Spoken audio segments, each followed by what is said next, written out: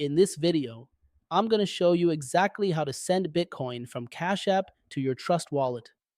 First, open up the Trust Wallet app on your phone. Once you're in, tap on Bitcoin.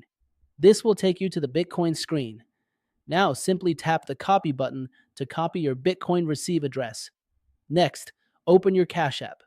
Tap on the Bitcoin section, then tap the transfer button on the right side. On the next screen, enter the amount of Bitcoin you want to send. After you've entered the amount, tap the send button at the bottom. Now, press and hold on the address field until the paste option appears, then paste the Bitcoin address you copied from Trust Wallet. Once the address is pasted, select the external wallet address option, then tap next. If you have enough Bitcoin in your Cash App balance, the transfer will go through right away and land in your Trust Wallet. And that's it.